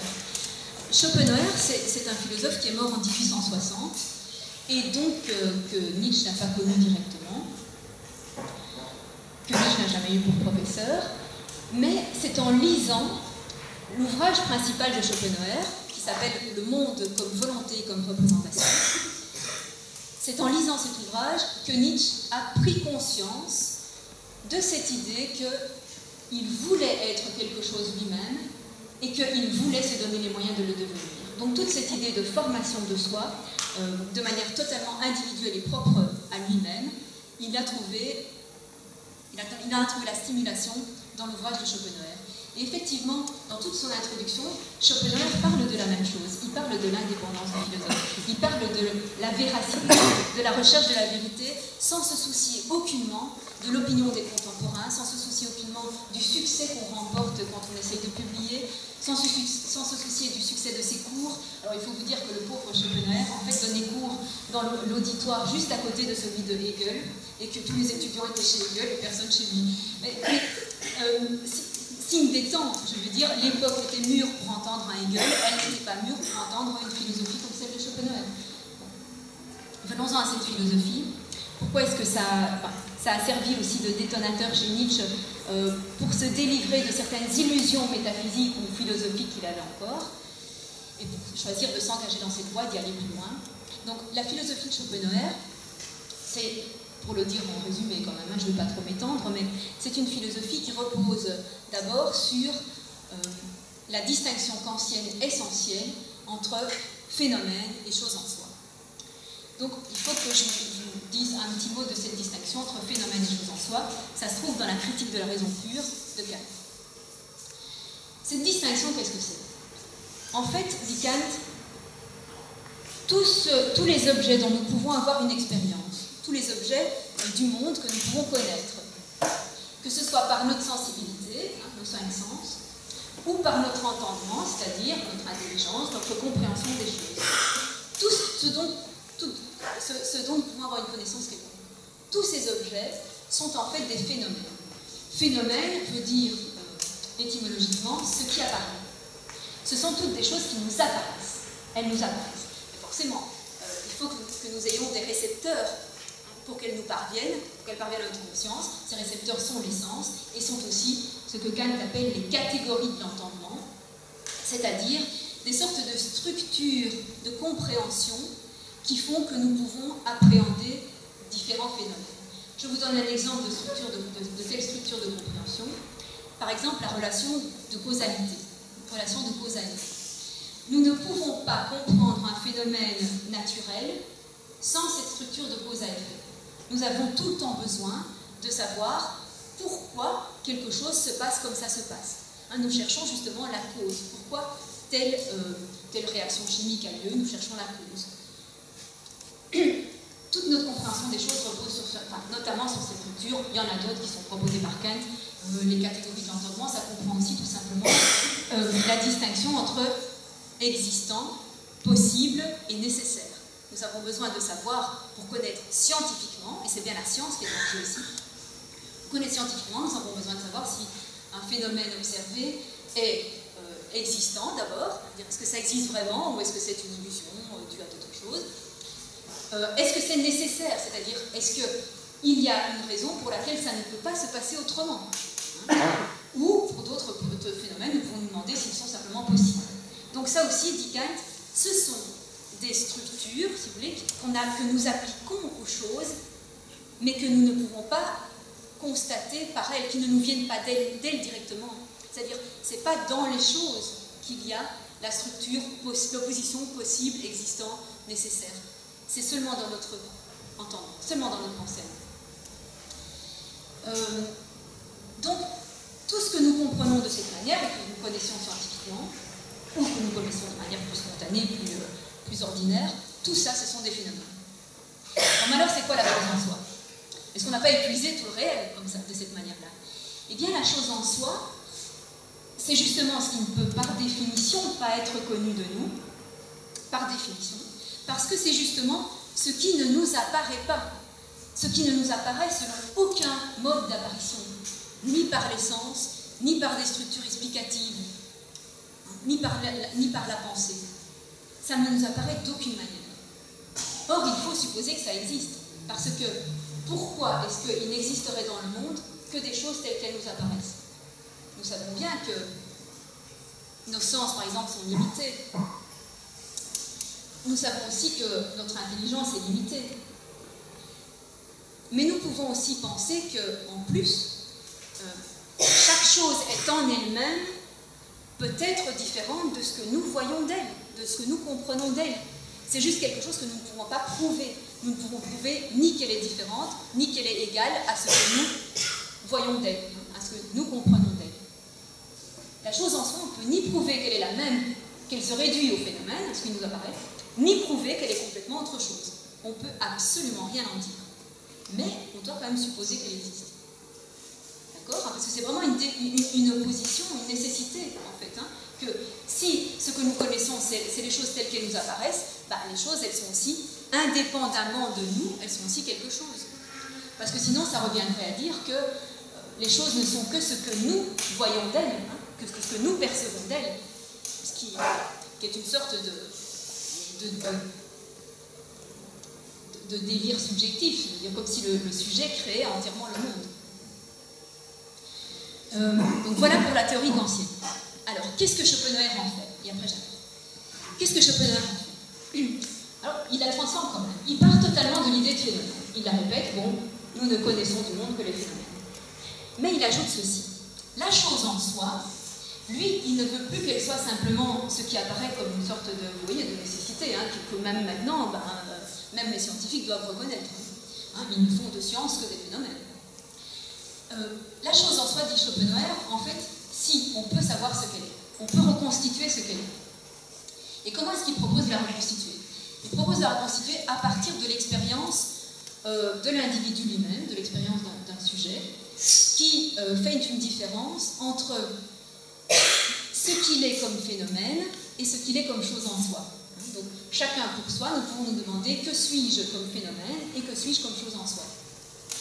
Que suis-je comme phénomène? C'est facile, mon corps, j'en ai une connaissance phénoménale. Je le vois, je le sens, je le perçois par la sensibilité, je le comprends par l'explication scientifique qu'on peut m'apprendre, y compris l'expérience intérieure, y compris l'intérieur du corps, que je peux sentir aussi, et qui est différent évidemment de la perception que peut en avoir autrui, mais tout ça c'est du domaine du phénomène. Mais, dit Schopenhauer, nous avons aussi une connaissance immédiate, donc qui n'est pas construite, une connaissance immédiate d'un autre aspect de nous-mêmes, qui est, dit-il, la volonté. Nous savons que nous avons une volonté. Nous savons ce que c'est immédiatement que notre volonté. Et par volonté, il entend quelque chose de très large. Il entend le fait qu'à tout moment, nous voulons quelque chose. Donc il faut mettre ici en volonté tout ce qui est désir, tendance, besoin, voilà, indistinctement tout ça. Que ce soit une volonté pensée, rationnelle, étudiée, ou que ce soit une impulsion, un instinct, peu importe. Donc tout ça, c'est à tout moment, nous sommes en train de tendre vers quelque chose, nous voulons, nous précipitons, enfin nous nous préparons à une action. Donc à tout moment, nous sommes volonté. Et ça, nous en avons une expérience immédiate, puisque c'est ce qui nous permet de dire je. Enfin, c'est un peu une forme de transposition du cogito cartésien. Que dit Descartes? Je pense donc je suis, ça veut dire quoi? Il se passe quelque chose en moi. Je ne sais pas encore ce que je suis moi, mais il se passe quelque chose. Et quel que soit ce quelque chose qui se passe, il y a une activité dans mon cerveau. Je ne sais pas d'ailleurs ce que c'est encore qu'un cerveau, mais il y a une activité qui se passe, puisque je dis, puisqu'il y a une idée. Il suffit qu'il y ait une idée quelconque, que ce soit une idée vraie, une idée fausse, que ce soit une hallucination, une illusion, une sensation, peu importe. Il se passe quelque chose. Donc il existe quelque chose. Il se passe quelque chose, donc il existe quelque chose. Et voilà, la volonté joue un peu ce rôle chez Schopenhauer, donc la volonté comme expression de soi. J'existe, ça veut dire j'ai une tendance, je veux quelque chose, je suis tendu vers quelque chose, je me prépare à une activité, à une action pour avoir quelque chose. Donc cette volonté, dit Schopenhauer, eh bien, en nous, c'est la chose en soi. Pour chacun de nous, ça c'est la chose en soi qui est corollaire du phénomène de notre corporéité, de tout ce qui est phénoménal, de tout ce qui apparaît, aussi bien à nous-mêmes qu'aux autres. Cette volonté, c'est la chose en soi. Alors, on peut se demander pourquoi il dit ça. Il y a toute une longue justification qui, évidemment, prête le flanc à beaucoup de critiques. D'ailleurs, Nietzsche va la critiquer. Ensuite, la deuxième opération de Schopenhauer, c'est de projeter ça aussi sur l'ensemble du monde, puisque l'ensemble du monde est phénoménal, est phénomène. C'est ce qu'il appelle la représentation. Dans son titre, Le monde comme volonté, comme représentation, le terme phénomène est rendu par représentation. Le monde phénoménal, c'est d'abord de la représentation. Nous représentons le monde, nous représentons les objets à la manière kantienne, à partir de nos structures sensorielles, compréhensives, etc. Nous représentons le monde. Mais, dit-il, de la même manière qu'il y a en nous autre chose que de la représentation, qu'il y a aussi en nous cette volonté, cet élan, eh bien, il y a aussi ça dans le monde, dans sa totalité, dans tout l'univers, il y a aussi ça, dans toute chose qui existe, il y a aussi ça. Et c'est là aussi la chose en soi. C'est là aussi la chose en soi du monde, ou la vérité du monde, ou l'essence du monde. L'essence, ce qu'il est vraiment. Ici, il y a une opposition que ne faisait pas Kant. Kant ne disait pas que la chose en soi est l'essence du phénomène. Mais Schopenhauer vient. Donc la chose en soi, c'est l'essence de l'apparence. D'un côté, il y a l'apparence, et de l'autre côté, il y a l'essence, donc ce que c'est vraiment. Et cette volonté, avec un grand V cette fois, pour montrer qu'elle est cosmique, c'est une même tendance générale de tout ce qui existe, pas seulement le vivant, mais même le non-vivant, à exister. Cette tendance à exister, à se maintenir dans l'existence. Et pour tout ce qui est vivant, on l'appellera le vouloir vivre. Il l'appelle le vouloir vivre. C'est cette tendance à vouloir vivre, à vouloir se maintenir dans la vie. Or, dit-il, la vie, c'est un énorme cycle. La vie, mais aussi l'existence non vivante, l'existence minérale aussi, est dans un cycle d'apparition et de destruction. Donc, tout ce qui existe est dans un énorme cycle d'apparition et de destruction. Et la volonté, c'est l'expression à la fois des forces créatrices, des forces qui font apparaître de nouvelles choses ou de nouveaux vivants, mais aussi l'expression des forces destructrices qui inéluctablement doivent détruire une partie des choses pour que les autres puissent apparaître. La destruction des uns rend possible l'apparition des autres, que ce soit des vivants ou des non-vivants. Et il rejoint par là une autre influence très importante sur sa philosophie, qui est celle de la philosophie indienne, de la philosophie des Vedanta. Donc, cette notion que le même Dieu est à la fois le Dieu créateur et le Dieu destructeur. La même roue est celle de l'apparition et puis de la mort. Alors Schopenhauer dit, mais il se fait aussi que dans cette existence vouée à la destruction, tout ce qui ressent du plaisir, tout vivant qui peut ressentir du plaisir à la vie, ne ressent en fait qu'un plaisir extrêmement temporaire parce qu'il va y être mis fin par la mort, et puis d'abord par la maladie, la souffrance. Et puis surtout, ce plaisir n'existe qu'en tant qu'il existe un besoin, un désir.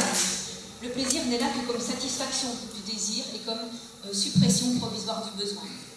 Si on a du plaisir, c'est seulement parce qu'on a satisfait un besoin ou un désir.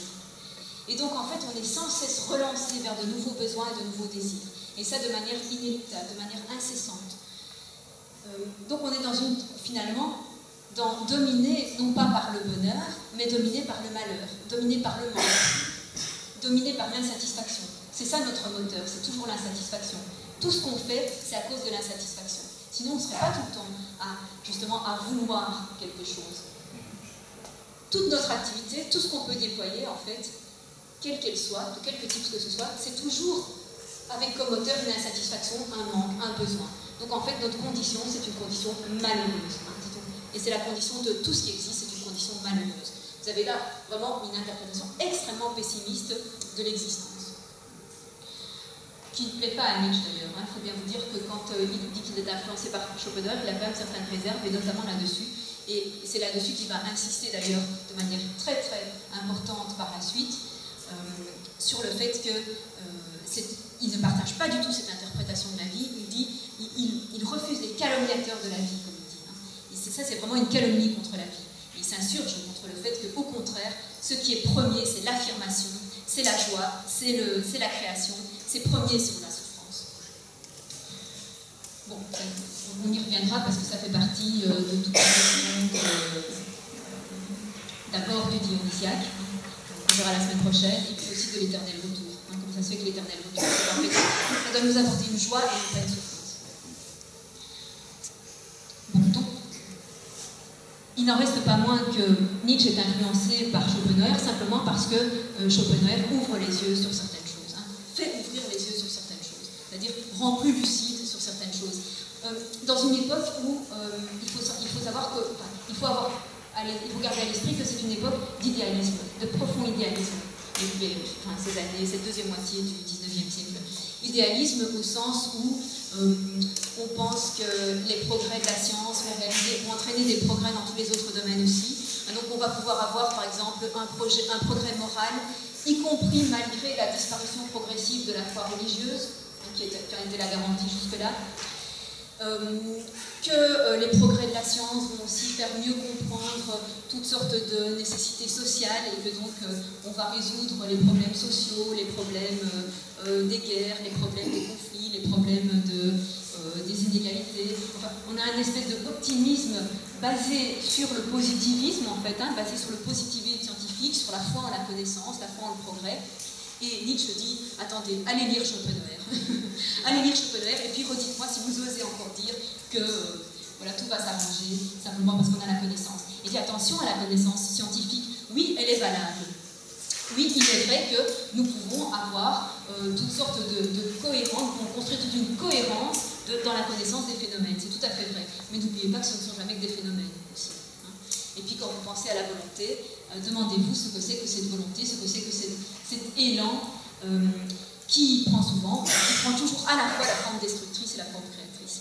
Donc voilà pour cette influence dans les premières œuvres de Nietzsche.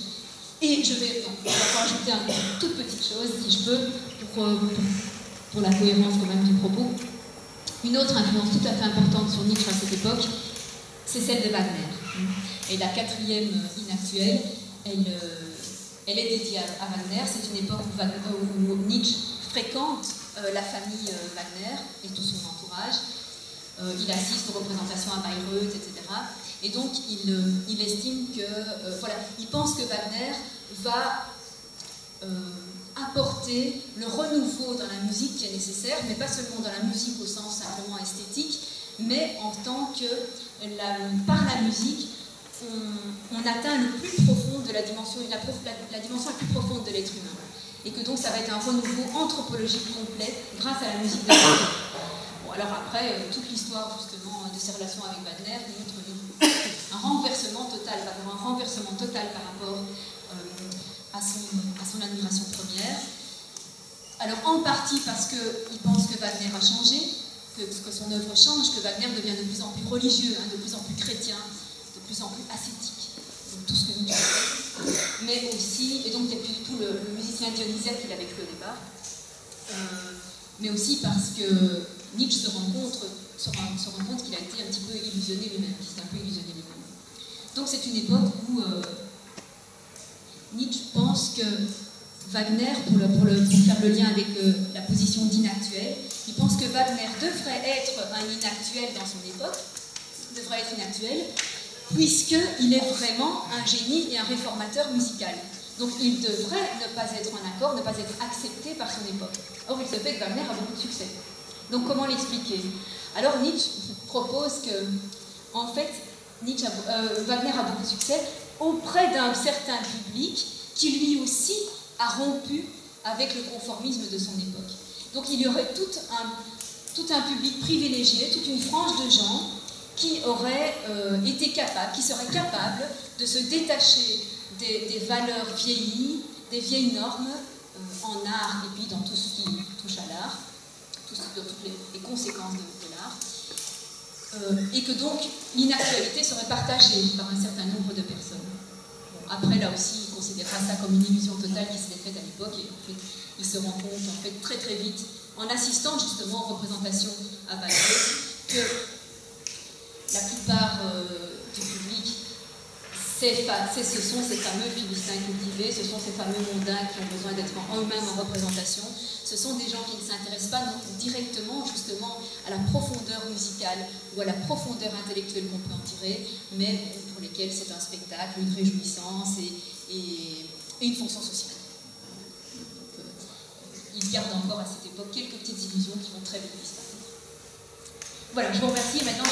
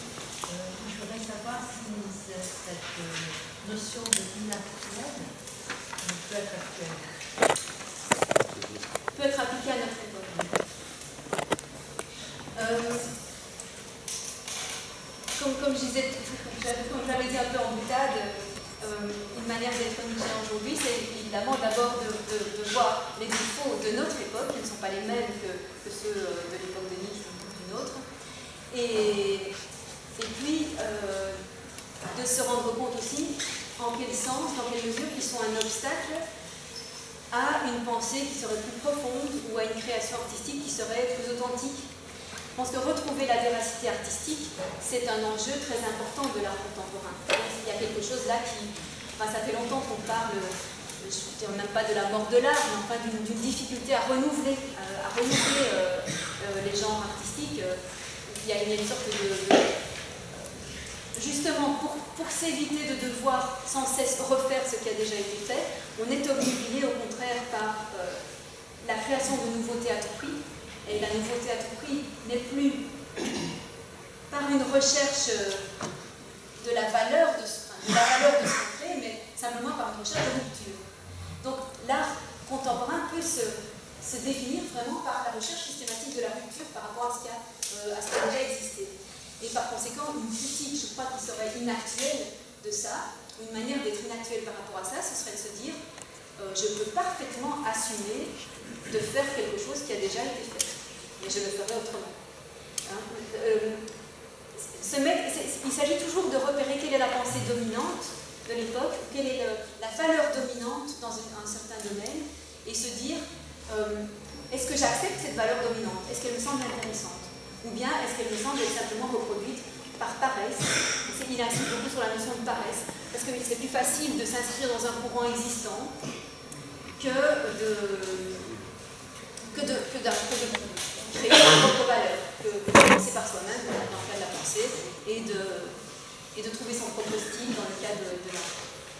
Donc une attitude inactuelle, ça, je ne doute absolument pas qu'il faut en avoir, et je pense que dans la pensée, alors en même temps c'est difficile parce qu'il y a des ruptures apparentes. Je veux dire par exemple le culte de la rupture est un conformisme. Voilà, qu'est-ce que c'est que l'authenticité? Enfin, ça demande un énorme travail de lucidité sur soi-même, encore une fois. Je pense, de lucidité sur soi-même et sur ce qui existe, pour se dire, mais qu'est-ce qui me convient vraiment à moi et pourquoi? Au fond, pourquoi est-ce que je suis intéressée par tel courant? Ou pourquoi est-ce que j'aimerais bien faire des travaux dans telle optique ou dans telle école, dans telle équipe? Pourquoi? Retirer d'abord toutes les considérations cyniques, etc., sociales, comment dire, financières et autres.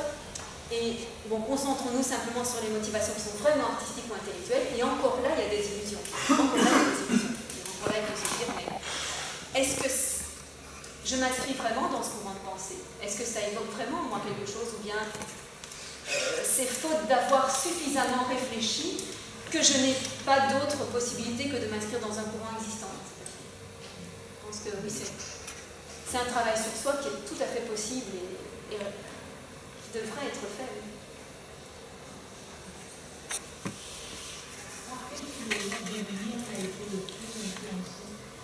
Alors, Voltaire. Mais je vais y revenir. Mais je peux déjà même anticiper pour vous répondre. Il admire beaucoup Voltaire pour plusieurs raisons. Alors d'abord parce que Nietzsche, comme je l'ai dit, il a une exigence très importante, inséparable du contenu sur le style. Et il trouve que Voltaire écrit admirablement bien, ce qui n'est pas le cas de tout le monde. Et il a une sorte mais vraiment de rejet viscéral de tout ce qui est mal écrit. Il déteste notamment Hegel à cause de son expression jargonnante, dit-il. Ce qui n'est pas faux. Enfin, dans les ne dit même pas toute valeur au contenu, mais pour lui. Donc, d'abord, pour sa capacité d'expression, et puis surtout parce que c'est surtout dans le maître commun, il fait une opposition entre deux tendances des Lumières par rapport à la politique, sur la question politique et donc sur la question de la Révolution. Donc, leur manière d'avoir préparé la Révolution française. Et donc, il oppose Voltaire et Rousseau. Plus tous ceux qui gravitaient autour, qui avaient ces deux positions opposées. Et pour lui, Voltaire avait une position gradualiste, une position à long terme, une position non radicale et non excessive du changement qui devait mener à la Révolution. C'est un changement lent qui veut préparer en profondeur les mentalités avant de provoquer un grand éclatement violent qui va tout détruire. Alors qu'il lui semble que Rousseau, au contraire, appelle à un renversement rapide, à court terme, alors qu'il n'a pas vérifié si la préparation était faite. Donc c'est surtout sur la question politique qu'ils ont. Alors d'autre part, il a été aussi très influencé par les matérialistes qui se revendiquent le plus du matérialisme, donc D'Holbach et Helvétius. Ces deux-là qui ont ramené en fait toutes les activités humaines à des processus physiologiques et qui estimaient vraiment que la matière explique absolument tout. Alors d'une manière qu'on peut rapprocher dans certains courants, par exemple, des neurosciences actuelles, où, voilà, le fait de rapporter tout à la matière et de penser que toute la vie de la pensée peut être ramenée simplement à des réactions chimiques. Alors, il est très influencé par ça, toujours pour la même raison, puisque dans cette période, dans cette deuxième période, il cherche à faire une étude scientifique de tous les sentiments moraux. Donc pour lui, un sentiment moral, c'est jamais qu'une réaction chimique. Après, il va être beaucoup plus subtil. C'est un peu compliqué. C'est pas que c'est faux, mais je veux dire, entre la réaction chimique et le sentiment moral, il y a tout un processus, il y a toute une transformation culturelle, il y a toutes sortes d'autres choses qui entrent en jeu. Donc, même s'il n'est pas faux qu'il y a un support matériel d'un certain type qui est une condition absolument nécessaire, ça ne veut pas dire que tout est dit une fois qu'on a dit ça. Quand on a arrêté de couper, les sentiments sont... Voilà, il y a beaucoup de sentiments. Mais il ne suffit pas d'avoir la tête sur les épaules pour que les sentiments soient libres.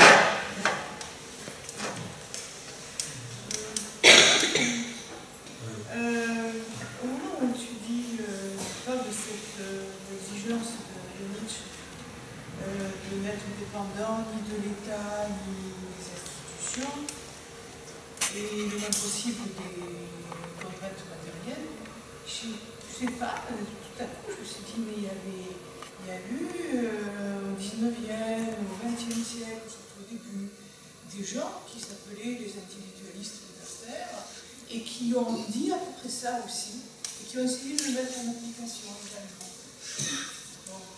Donc ça reste non, c'est un rapprochement qui évidemment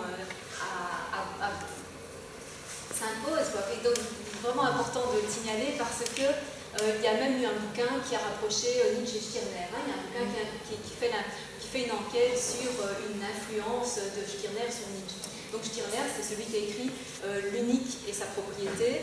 C'est un essai qui développe toute une théorie absolument radicale de l'individu comme étant comme devant constamment s'imposer contre la société, contre l'empiètement que les autres constamment imposent à l'individu, contre les influences que les autres cherchent sans cesse à lui faire subir, et donc pour retrouver son individualité intacte. Bon, et Stirner est considéré comme un des théoriciens de l'anarchisme ou de la pensée libertaire, mais en ce sens très théorique, pas du tout dans un sens pratique de théorie de la révolution, en ce sens très théorique de l'individualisme. Et c'est vrai que l'individualisme de Nietzsche, il est très clair. Nietzsche, c'est un individualiste, mais je vous ai dit en quel sens. Pas du tout dans le sens péjoratif qu'on utilise souvent actuellement, donc c'est pas du tout dans le sens du repli sur une sorte de confort personnel, l'égoïsme, c'est pas du tout dans ce sens-là, même s'il défend l'égoïsme, mais c'est encore pour une autre raison. Mais c'est clair que c'est un individualiste puisqu'il fait tout le temps appel au fait de se trouver soi-même, de s'imposer comme selon sa pensée propre, ses désirs propres, sa volonté propre. En opposition à cet égalitarisme social qu'on tend à imposer à tout le monde. Égalitarisme, donc encore une fois, où tout le monde devrait penser à la même chose, devrait se réaliser de la même façon, où on pense que faire le bien social, c'est faire le même bien à tout le monde. Nietzsche s'insurge contre ça. Le bien social, ça n'a pas de sens pour lui parce que chacun veut un bien différent. Vous ne pouvez pas faire le bien de tout le monde en même temps. Si vous faites le bien de certains, vous ferez le mal d'autres avec les mêmes choses. Les personnes n'ont pas tous besoin de la même chose. Bon, donc tout ça, c'est les racines de l'individualisme. Et c'est vrai que on peut parfaitement rapprocher Stirner et Nietzsche sur ce point théorique. Et il faut dire que les milieux libres du début du XXe siècle, les milieux individualistes, se réclamaient beaucoup de Nietzsche. Ils se sont effectivement beaucoup intéressés à Nietzsche. Et c'est intéressant, évidemment, cet apport qui a tempéré le côté très social, syndical de la lutte révolutionnaire. La synthèse des deux a fait quelque chose qui évite justement toute une théorie des masses, des masses indistinctes, en fait, je veux dire,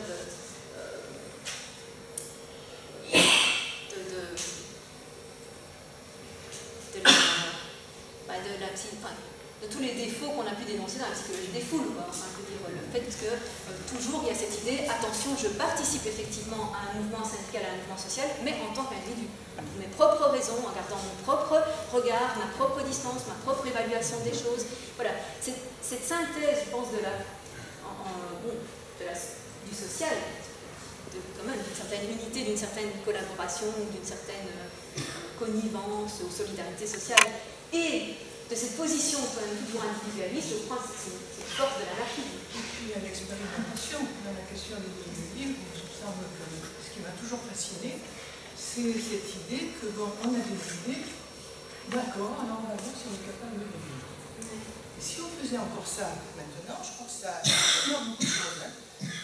Parce qu'au fond, ce qui m'avait frappé, je ne sais même plus le nom du gars, je l'ai lu il y a très très longtemps, c'était un anarchiste, il expliquait comment on allait faire la révolution. Et petit à petit, c'est bon, les étapes, bon, il y en a d'autres qui font ça, et lui, c'est que c'est en masse. Puis le monde n'est plus tout à fait le même. Et puis à quoi ça sert de préparer, puisque les gens aussi vont être différents. Et puis est-ce qu'ils sont prêts à le faire? Et ça, je trouve que c'est une grave question.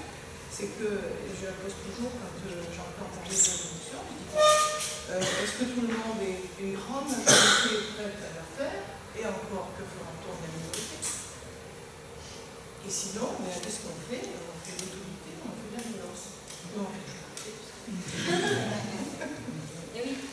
Ça aussi, c'est une attitude qui est très nietzschéenne, le fait de dire tout ce que je pense, il faut que je l'applique tout de suite. Il faut que je l'applique dans ma propre vie. C'est le minimum de cohérence requise, c'est que si je pense qu'il faut faire quelque chose, je le fais. Donc ça, c'est effectivement, c'est tout à fait conforme aussi à cette pensée. Il est sûr d'avoir raison dans sa logique. Alors ça, oui, je vois bien pourquoi je dis ça. C'est-à-dire que pour l'appliquer, évidemment, il faut se dire que ça vaut la peine de l'appliquer. Nietzsche est vraiment quelqu'un qui n'a jamais été sûr d'avoir raison, par contre. C'est-à-dire qu'il a souvent...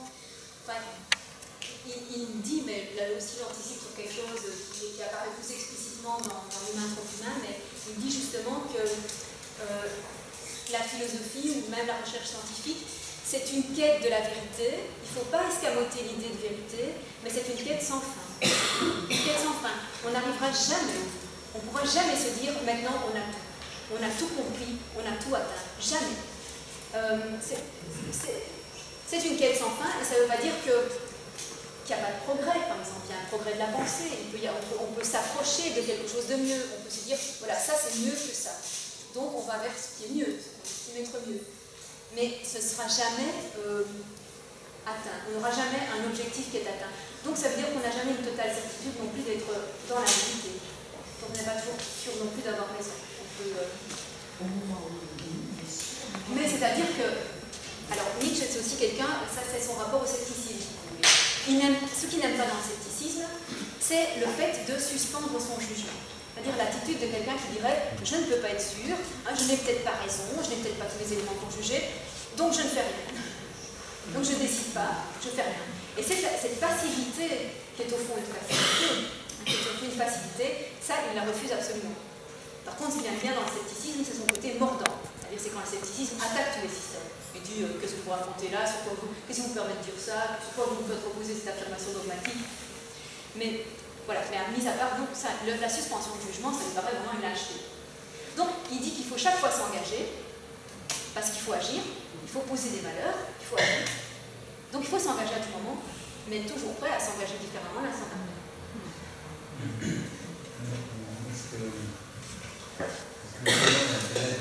L'intérêt de Nietzsche par rapport aux philosophes sociaux qui est une vision plus, se base plus sur la reproduction de l'être par la société, par ce qu'il produit aussi. Ce que produit chacun détermine la façon d'être de chacun. Est-ce que, justement, c'est ce qui est intéressant, moi il me semble qu'il y a une complémentarité qui n'a peut-être pas été faite entre, par exemple, la recherche des philosophes sociaux et puis Nietzsche, qui insiste plus sur le côté, justement, cette possibilité de dépasser certains déterminismes, quoi. Et que parfois des philosophes plus sociaux ont été tentés de tout déterminer par justement le côté social, quoi. Je ne sais pas si... Mais en fait, je vais tout de suite, ta remarque, elle me permet d'anticiper encore sur quelque chose qu'on va développer plus tard, parce que c'est pas simple du tout chez Nietzsche. Parce que là, je vous ai dit, dans la construction de soi, la volonté, l'effort, etc. Et en même temps, Nietzsche va longuement s'opposer à l'existence même du libre arbitre. De ce qu'on a appelé traditionnellement le libre arbitre, donc justement la volonté libre. Le fait de pouvoir décider de ses gestes sans être déterminé. Il s'oppose à l'existence de... En fait, c'est une contradiction apparente qui est apparente parce que depuis lors on essaye de la surmonter. Enfin, il donne des pistes pour la surmonter, mais c'est une grosse contradiction. Donc, parce que lui était parfaitement convaincu justement des déterminismes sociaux, de l'influence prépondérante de la société sur l'individu. Il était parfaitement convaincu de ça. Et en même temps, il tient ce discours jusqu'au bout, hein, pas seulement dans sa première période, en même temps, il tient jusqu'au bout ce discours de l'individualisme. Donc, c'est justement cet équilibre, c'est ça qu'il faudra chercher. Et je vais essayer de le chercher aussi dans son œuvre. Comment résoudre cette idée que cette affirmation qui revient si souvent, cette démonstration même chez lui, qu'il n'y a pas de volonté libre, qu'il n'y a que du déterminisme social, en partie naturel, d'ailleurs en partie biologique et en partie social, et pourtant, il faut poser des valeurs et c'est un acte volontaire. Donc, ouais, ça demande vraiment un développement. Mais c'est sûr que c'est une question qui n'est pas résolue. Hein. Encore une fois, ben voilà, on a peut-être progressé sur cette question, mais on n'est pas au bout, on ne sera jamais au bout. Il y aura tout le temps une tension à maintenir.